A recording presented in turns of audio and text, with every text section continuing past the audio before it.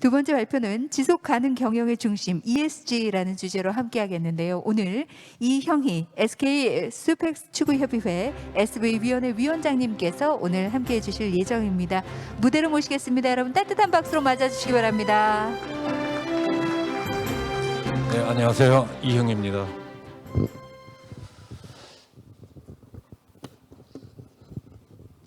제 소개가 SK 수펙스 협의회 SV 위원장이라고 되어 있죠. SV가 뭔지 많은 분들이 질문이 있어요.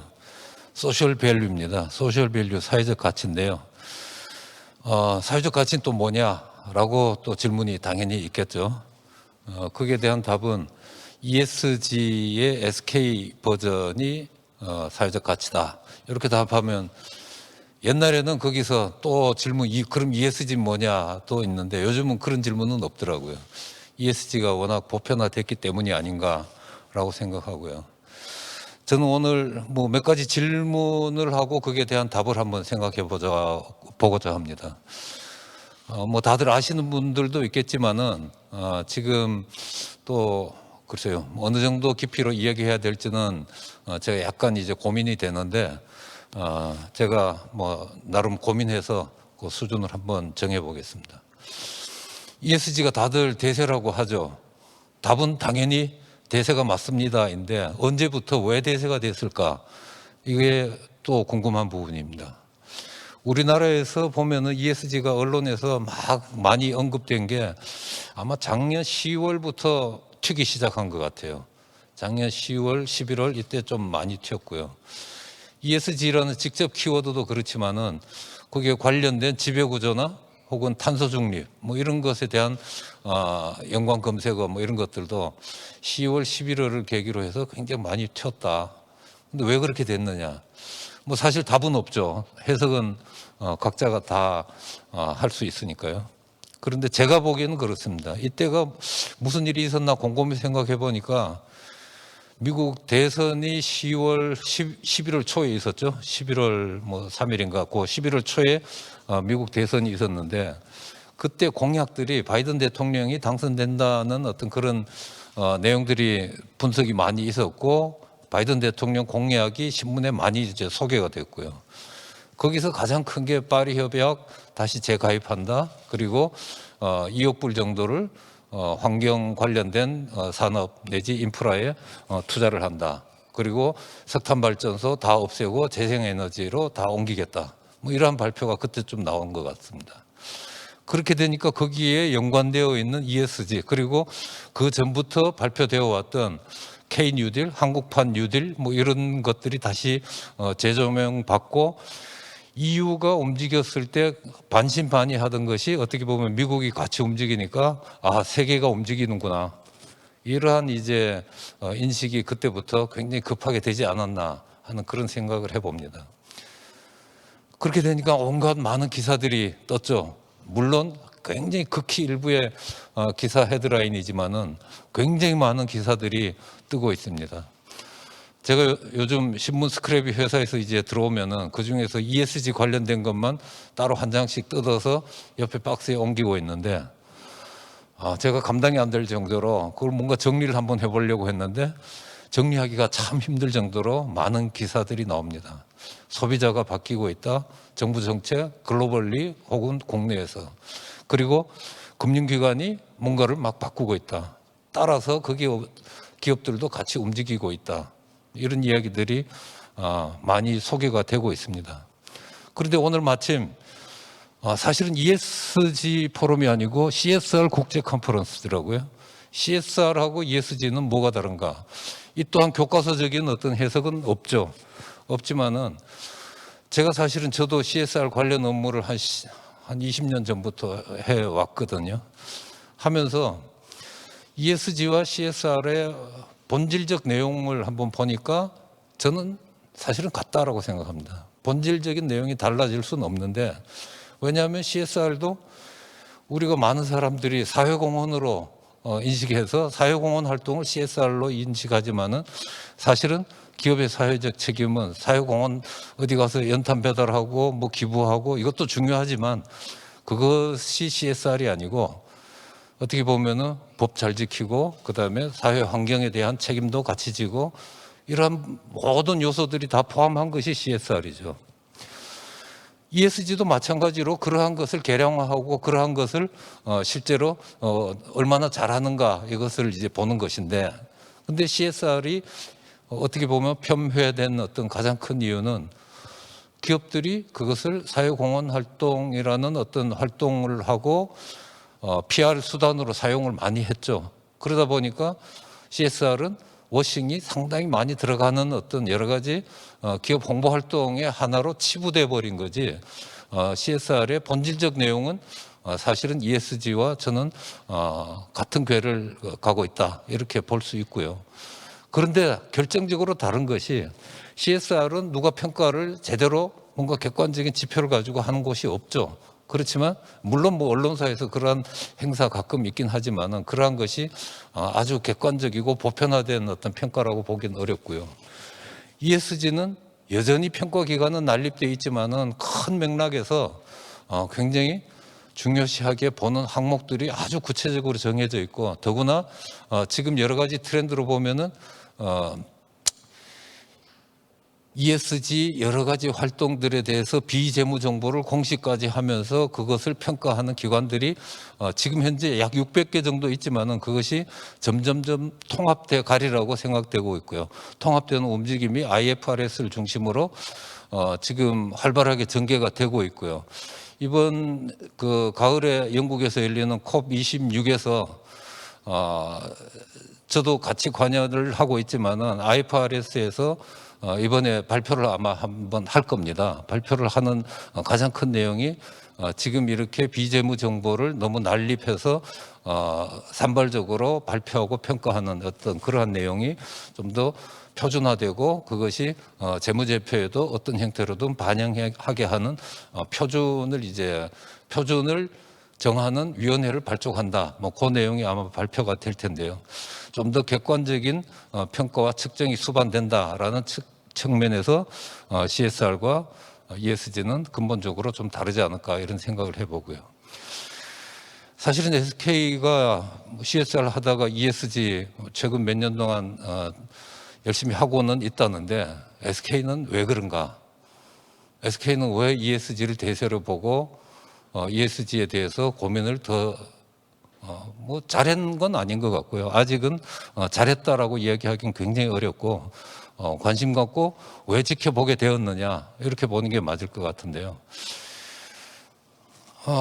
사실은 여러 가지가 있죠. 기업 목적에 대한 사회적 인식의 변화도 있고 자본시장의 이유도 있고 또 국가적인 어떤 국가 간의 힘의 균형을 서로 깨고 우위를 차지하려는 그러한 노력들, 그런 것들도 제가 보기에는 굉장히 큰 영향을 주고 있다고 봅니다. 아까 보니까 일본 요 부분은 사실은 그 문국현 사장님께서 말씀을 많이 하신 것 같아요. 주주 중심 자본주의에서 이해관계자 중심 자본주의로 바뀌고 있다. 큰 틀에서 아까 말씀을 많이 하셨으니까 저는 생략하도록 하겠습니다. 이것이 사실은 프리드만이 세계에서 가장 많이 인용되었다는 그 기업의 가장 큰 사회 공헌은 세금 많이 내고 고용 많이 하고 그다음에 뭐 세금 많이 내고 고용 많이 하는 그러한 것이 가장 큰 사회 공헌 활동이라고 했지만은 그러한 것이 다보스 뭐 이런 것을 계기로 해서 많이 바뀌었죠. 그렇지만은 두 번째 자본시장의 판단 기준의 변화, 이 부분이 어떻게 보면은 실질적으로 이념적인 어떤 그 방향성은 아까 그 부분이지만은 지금 실질적으로 기업들이 움직이게 된 건 어떻게 보면은 자본시장이 바뀌었기 때문입니다. 자본시장의 판단 기준이 바뀌었다는 건데 자본시장은 왜 바뀌었냐? 자본시장은 기본적으로 여기서 말하는 자본시장은 큰 돈을 움직이는 자산 운용사들의 의사결정 기준이 바뀌었다는 건데 그들은 다른 사람의 돈을 위임받아서 수탁받아서 그것을 돈을 운용을 잘해서 많은 수익을 장기적으로 올리는 것이 그들의 업이죠. 그 업에서 가장 크게 생각하는 것은 리스크를 줄이면서 수익을 높이는 건데 리스크를 줄이는 가장 큰 방법이 정부 정책의 어떤 변화나 큰 거시 환경에서 뭔가 리스크가 있어 보이는 곳에서 투자를 하지 않는 것. 어떻게 보면 그게 가장 중요한 평가 요소이죠. 그런데 마침 보니까 환경 쪽이나 사회 레퓨테이션 관리 뭐 이런 측면에서 굉장히 큰 리스크들이 오고 가더라. 근데 그 정부 정책이나 그러한 것은 어디서 또 비롯됐느냐. 많은 사람들이 기후 문제와 어떤 환경 문제에 대해서 굉장히 민감하게 생각하기 시작했고, 그것이 표로도 연결되기 때문에 정책이 바뀌고, 정책이 바뀔 것이 예상되니까 금융산업계가 바뀌고, 금융산업계가 그렇게 바뀌니까 기업도 같이 바뀌고 있다라고 저희들은 인식하고 있습니다. 지금 여기 적혀 있는 것은 금융 이니셔티브의 맵을 한번 그려본 건데요. 많은 분들이 사실은 이름 굉장히 생소한 것도 많을 겁니다. 거의 대부분이 생소할지도 모르죠. 그렇지만 엄청난 규모의 금융 이니셔티브들입니다. 대표적으로 클라이메이트 액션 100 플러스 있죠. 이건 신문 기사에도 많이 났습니다. 기후 문제에 대해서, 이산화탄소 배출에 대해서 전 지구적으로 가장 많이 배출하는 100개 회사를 골라서 거기에 당신들 탄소 문제 어떻게 할 건지 답을 내시오라고 답을 요구하는 곳입니다. 여기서 움직이는 자산 규모가 클라이메이트 액션 100가 저기 9번입니다. 9번이 총 54조 달러를 움직이는 자산 운용사들의 연합체입니다. 총 54조를 움직이는 것, 저 하나가 54조를 갖고 움직이면서 기업들의 탄소 정책에 대해서 장기적인 어떤 방향성을 묻는 그런 행동을 하고, 실제로 답을 요구하는데 답을 내면은, 그리고 그 답이 어느 정도 합리적이다 그러면 억셉트하죠. 그 투자를 늘릴 수도 있겠죠. 근데 만약에 답을 하지 않는다, 답을 했지만은 이해할 수 없는 내용이다 그러면 투자를 다 빼버린다. 이것이 그들의 기본 원칙이죠. 가장 레디컬하고 가장 직접적인 행동을 하는 이니셔티브라고 할 수 있고요. 그러한 것이 종류는 다르지만 레이스 투 제로, 당연히 탄소 제로 사회를 위해서 우리 금융은 무엇을 할 것인가, 어떻게 투자를 할 것인가, 그러한 것들을 다 이야기하는 그러한 그 금융 이니셔티브들이 될 거고요. 넷째로는 뭐 워낙 많이 들으셨을 거니까 생략하고, 제가 사실 이 자리에 오기 바로 직전까지만 해도 넷째로 우리는 어떡하지? 이 고민을 많이 하다가 왔거든요. 넷째를 하려면은 사실 어디 선언하는 것으로 뭐 끝나는 게 사실 아니죠. 2050년이니까 2050년까지 지금 CEO들이 선언하고 나서 그다음에 그 CEO 그때까지 있지 않을 거니까 뭐 그게 무슨 의미가 있겠어. 뭐 이렇게도 이야기 많이 하죠. 전혀 아니죠. SBTI 선언을 하게 되면은 사실은 그냥 혼자 선언하고 말면 모르지만은 제대로 하는 선언이라면은 SBTI 과학적 기반에 근거해서 인준을 받아야 됩니다. SBTI로부터 인준을 받고 그 인준 받은 곳이 진짜 제대로 넷째로 선언한 곳이라고 인정을 해주고 있고요. 저기서 하는 것은 아주 정밀하게 모든 활동, 넷째로 활동, 2050이라면 50하고 그럼 30년은 어떻게 할 건데, 그리고 25년은 어떻게 할 건데, 구간별로 다 정합니다. 그리고 그 커브가 여기 100에서부터 0으로 내려오는 이 커브가 그냥 일직선만 존재하는 것이 아니라, 예를 들어서 위로 올라갔다가 쭉 내려가는 그런 커브를 그릴 수도 있겠죠. 그런 커브라면은 다시 재고해 주십시오라고 반려를 하죠. 아주 SBTI에 대해 가지고 저희들이 저기서 반려되지 않으려면은 우린 도대체 얼마나 많은 비용과 얼마나 많은 시간, 그리고 어떤 기술을 적용해야 되냐, 고민들이 참 많습니다. 아리백은 작년에 저희들이 선언하긴 했습니다. 선언했는데 선언할 때 많은 고통이 있죠. 실제로 그냥 쉽게 말해서 전기요금 한 녹색요금 쓰면 10% 올라가는 것이고, 녹색요금 말고 진짜 신재생 에너지, 재생 에너지 제대로 쓰려면은 전기요금 30% 정도, 30%에서 50% 올라가는 거는 그냥 감내를 해야 됩니다. 하이닉스 하나만 하더라도 1년에 전기요금 1조 정도 들어가거든요. 1조에서 3천억 정도 더 낼 거냐 말 거냐. 근데 그것이 지금 현재가 그렇다는 것이고, 앞으로 공장이 계속 더 증설되고 그러면 1조가 2조가 될 수도 있는 그런 상황이라서 3천억, 6천억 저걸 할 거냐 말 거냐, 그리고 돈만 내면 되는 거냐, 우리나라 재생에너지 그만큼 있냐, 뭐 이런 고민들이 많죠. 그 부분들에 대해서 각 회사 CEO들은 다 반대를 하죠. 그렇지만 큰 어떤 우리가 이것을 지금 이 단계에서 안 하고 미뤄두면 그러면 나중에 회피할 수 있는 문제냐? 글쎄요, 그런 걸로는 저희들이 보여지지가 않았거든요. 언젠가는 우리가 국제사회 안에서 지금 우리나라가 2010년 대비 2030년 탄소 배출 그 감축 목표를 18%로 했다가 국제사회로부터 굉장히 비난을 받았죠. 그 훨씬 더 감축 속도를 높여야 된다, 이렇게 얘기를 하고 있죠.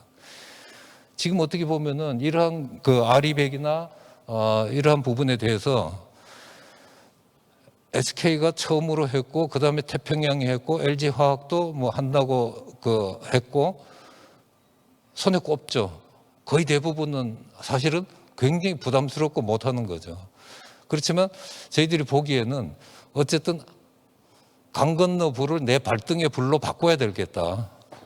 강 건너 불 가지고는 우리가 그 뜨거움을 알 수가 없고 어디까지 피해가 있는지도 알 수가 없는데, 일단 내 발등의 불로 만들어야 실제로 거기에 대해서 발등의 불을 끌 생각을 하고 거기에 대한 해결책을 강구하지 않겠냐. 일단 문제의 본질을 우리 바로 눈앞에서 헤쳐놓고 보면서 솔루션을 찾아가는 방법, 이런 것을 해야 되겠다라는 생각을 해봤고요. 실제로 지금 산업화 시대 1700년도이겠죠. 사실은 산업화 시대에서의 온도가 0도였다면은 그것이 지금 현재는 그게 그 기준이라면은 지금 1도 정도 올랐다고 하죠. 그런데 이상기후라고 하죠. 가만 놔두면은 2100년대가 되면은 4.8도까지 올라간다고 합니다. 저 부분을 지금 2도에서 파리 협약 때 2도까지 통제를 하자. 근데 그보다 1.5도 정도가 더 바람직하겠다, 이렇게 나온 것이 지금 빨간선 1.5도 요 목표선인데요. 실제로 1.5도로 하더라도 저는 사실은 알 수가 없습니다. 이 이야기. 1.5도가 상승되면 국토 5%가 침수되고 김포, 인천공항이 물에 잠기는 일이 생긴다. 저는 사실은 체감이 잘 안 되죠. 그렇지만 많은 사람들이 이 이야기를 하는 과학적 근거를 가지고 하는 분들이 계시고, 그런데 거기에 대해서 강한 반대 논리를 제공하는 분들은 저는 알지를 못합니다. 그러니까 저로서는 저 숫자가 맞을 가능성이 있겠구나라는 생각을 하는 거죠. 그렇지 않고서는 국제사회가 이렇게 굉장히 요란스럽게 다들 움직일 리가 있겠나 하는 이런 생각이 있고요. 그런데 실제로 이 1번 요 구간이 어떻게 보면 온실가스 25% 10년 대비 25% 감축하면 이 구간이라고 하는데, 이 1번 구간은 이 인천공항에 물에 잠길 가능성이 생긴다는 구간이죠. 그러니 우리 국가에서 하는 18%는 그보다 훨씬 높아져야 될 가능성이 굉장히 많은 것이고, 그렇게 되면 아리백은 물론이고 넷제로에 대해서 우리나라의 많은 기업들이 동참을 해야 되고, 기업뿐만 아니고 사실은 정부, 공공기관, 학교 많은 곳에서 사실은 저 부분에 대한 고민이 좀 더 현실적인 발등에 불로 작용해서 발등에 불에서 어떻게 끌 건가 하는 그 고민을 해야 되지 않겠나 하는 생각이 있고요. 이번 올 가을에 26차 그 컵 26이 열리죠. 영국에서 열리는데 저는 며칠 전 모임에서 들었습니다. 이거 1차 점검, 지금 5년 파리 협정 이후에 그 1차 이행 점검이 23년에 열린다고 하죠. 이 23년에 저 컵 28이 이제 열리는데 거기서 점검을 하게 될 텐데 우리나라가 저걸 신청했더라고요. 글래스고에서 이번 11월에 28차 회의 장소를 정하는데 우리나라가 이제 될 가능성이 꽤 높다고 저는 들었습니다. 아까 그 수준에서 영국은 65%에서 75%로 목표 올리고 미국도 목표를 올리고 독일도 올리고 세계 각국이 올리는데 우리나라는 올려봤자 그 나라들의 과거 목표를 능가하기가 참 힘들 텐데 저거 어떡하나 하는 그런 고민이 저도 있고요. 얼마 전에 프랑스가 헌법을 바꿨더라고요. 헌법 1조가 프랑스는 기후변화와 싸운다 라는 표현이 되어 있고요. 프랑스 하원에서 5월 4일 날 기후와 보건에 대한 법안이 통과됐는데 저기 내용도 참 깝깝한 내용들이 많죠. 뭐 기차로 2시간 30분 이내 거리에 대해서는 그 비용 항공기 노선을 다 없애버린다. 뭐 이런 내용부터 시작해서 실제로 에너지 등급이 낮은 그 건물에 대해 가지고는 2028년부터 임대를 아예 주지 못한다. 새로운 건물에 대해서 에너지 제로 건물을 만드는 것은 물론이거니와 기존 건물에 대해서도 임대를 주지 않는다. 그 외에도 사실은 기존에 굉장히 많은 정책들이 있었죠. 일회용품 사용 금지는 물론이고 석탄 발전 폐진이 막 이런 것들이 어떻게 보면은 굉장히 빠르고 급격한 어떤 그러한 정책이 이미 존재했고요. 프랑스뿐만 아니고 사실은 다른 많은 나라들도 EU 국가 안에서는 저러한 내용들이 많이 있었죠. 실제로 이번 5월 달에 보니까 또 그 일도 있었더라고요. 독일에서 헌법 소원이 있었죠. 그 독일 헌법 소원의 내용은 젊은 세대가 독일 정부가 탄소 배출을 2010년 대비 2030년 감축 목표를 45%로 했는데 그 45%는 미래 세대에게 기성 세대가 그 부담을 다 떠넘긴 거다. 그래서 이것은 부당하고 헌법 정신에 위배가 된다. 따라서 그 위헌 소송을 냈는데 이겼습니다. 그 소송에서 그 청년들이 이겼고요. 그래서 그 소송 판결이 난 지 얼마 안 돼서 메르켈 총리가 발표했죠. 45%를 55%로 올리고요. 넷제로 2050을 2045로 바꿨더라고요. 이것이 과연 우리한테 어떤 의미를 주고 우리는 어떤 행동을 해야 될까? 굉장히 사실은 부담이 많이 가는 내용이고요. 탄소 국경세 이건 뭐 말씀 많이 들으셨으니까 이건 일단 넘어가도록 하겠습니다. 플라스틱세 이것도 뭐 자료 참고하시고요. 사실은 다 맥락은 저는 같은 맥락이라고 보고 있습니다. EU가 그린딜을 사실은 작년 초에 발표를 했지만은 EU가 저 그린딜을 작년 초 뭐 한 잠깐의 연구 끝에 발표를 했을까요? 총 예산이 1조 8,243억 유로를 저기 투자한다고 돼 있고 정부 예산만 저렇다는 거고요. 민간 예산 다 빠져 있는 거고요. 외부에서 1조라고 이야기하는 1조 유로 이야기하시는 분도 계신데 정확하게 보면은 장기 예산이 1조고요. 장기 예산이 7년간입니다. 그리고 단기 예산이 8,243억 유로 해서 1조 8천입니다.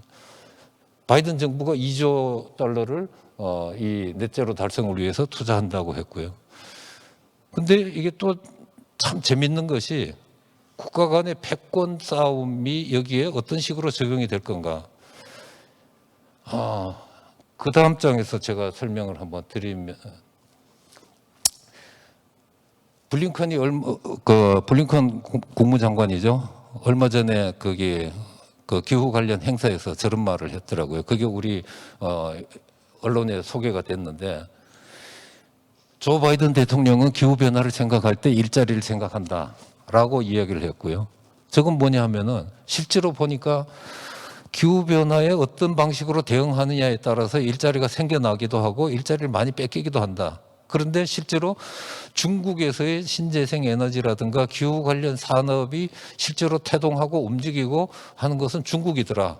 왜냐하면은 우리 태양광 지금 탄소 넷제로 하고 아리백을 그 지금 같은 속도로 해 나가면은 풍력과 태양광 발전 설비를 많이 설치할 수밖에 없겠죠.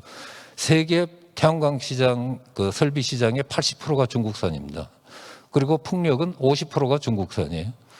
그러다 보니까 넷제로를 밀면 밀수록 중국 산업이 훨씬 더 올라가는 그런 상황이 생기는 거죠.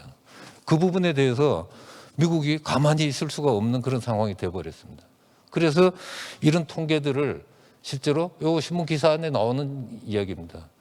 글로벌 재생에너지 관련 종사자 수가 1,100만 명이고 일자리 증가율이 8%고 중국과의 경쟁에서 중국은 7,600억 불을 투자했는데 미국은 그 절반 정도밖에 안 된다. 그래서 미국이 더 분발해야 된다. 이게 블링컨 장관의 이야기입니다.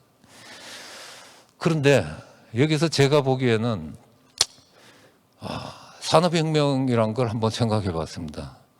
아까 그 문국현 사장님께서 4차 산업혁명 말씀하셨는데 원래 1차 산업혁명은 18세기 초에 18세기에 유럽에서 있었고 내용은 석탄을 이용해서 기계장치를 돌려서 대량 생산을 했고 그 결과는 산업혁명을 이끈 것은 엄청난 개인은 부자가 됐을 것이고 기업은 커졌을 것이고 국가는 패권을 가지었죠.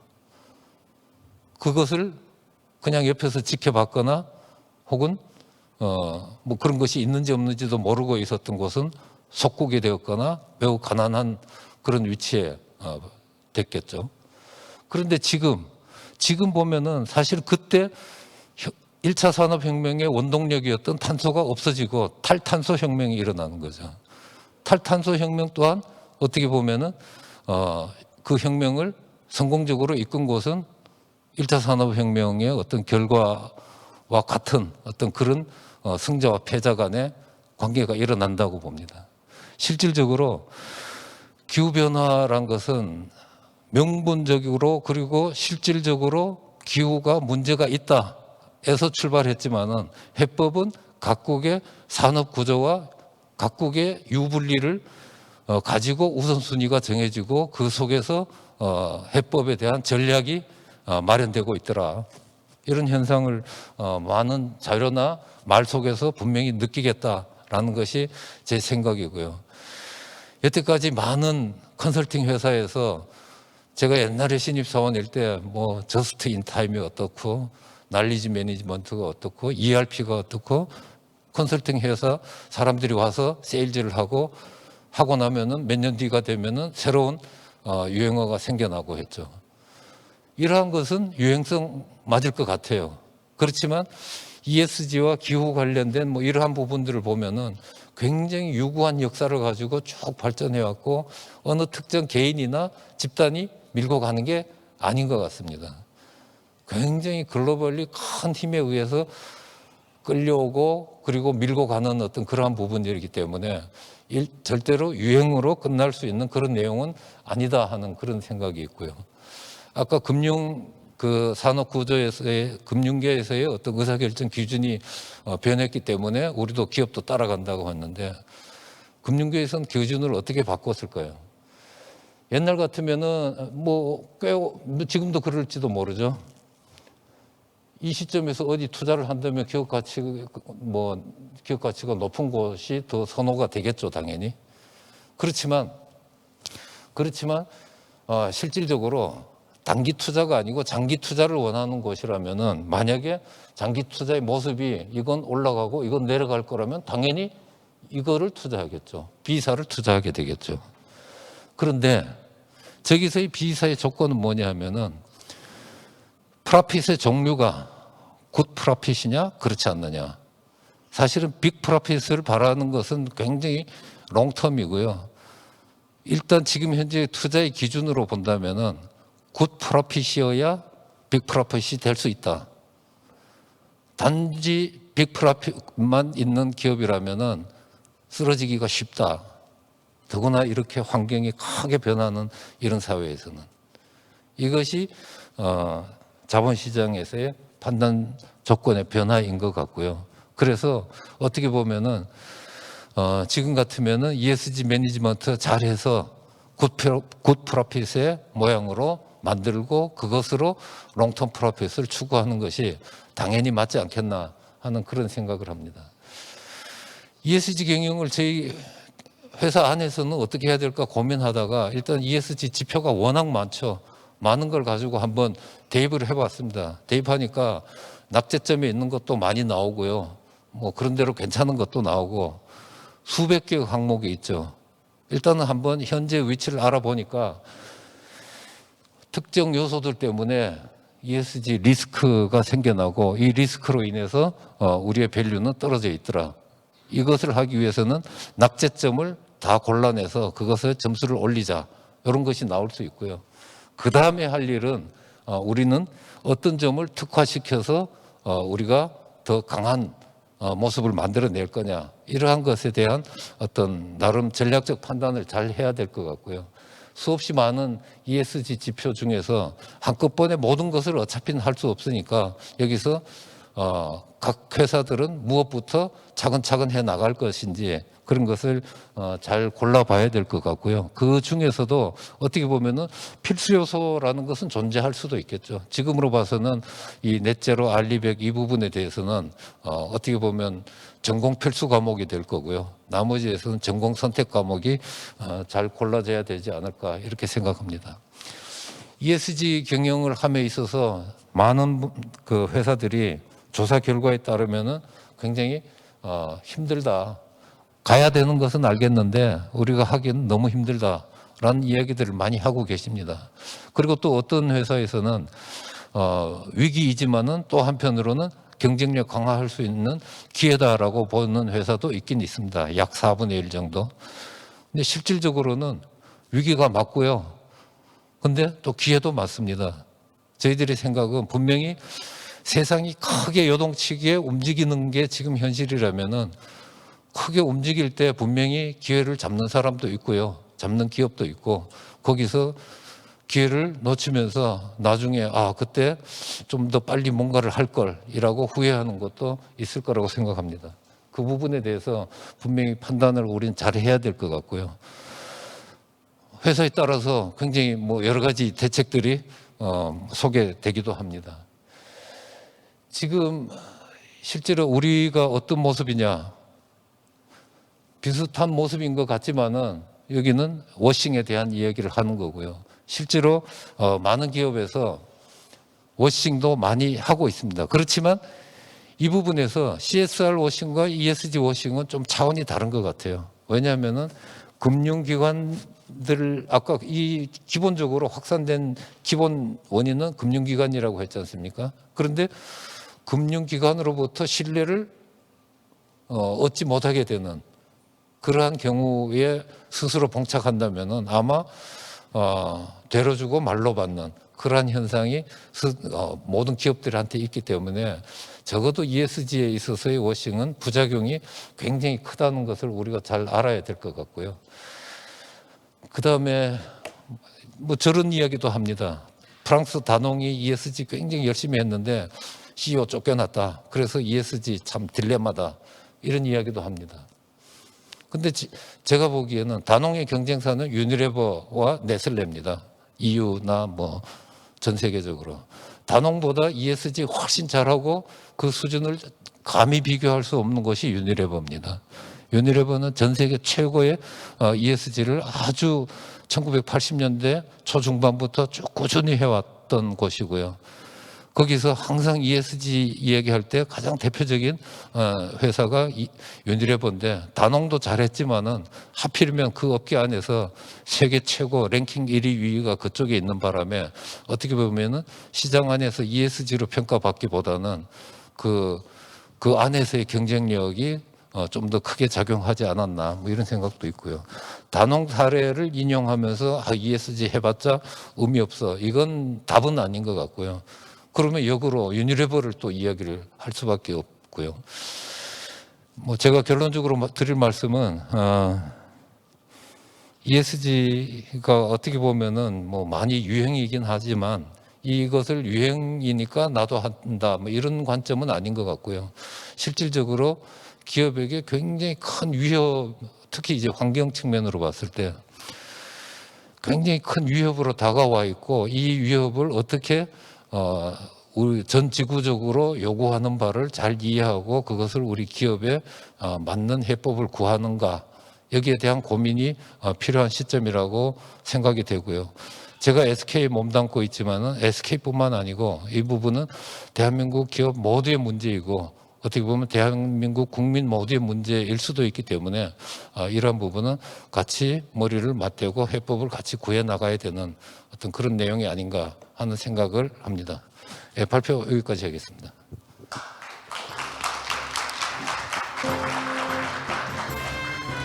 네, 오늘 이형희 위원장님께서 지속가능 경영의 중심 ESG라는 주제로 역시 다양한 내용들을 함께 발표해 주셨습니다. 우리가 함께 걸어가야 할 길 해법과 방안들을 들을 수 있는 소중한 시간이 아니었나라는 생각이 듭니다.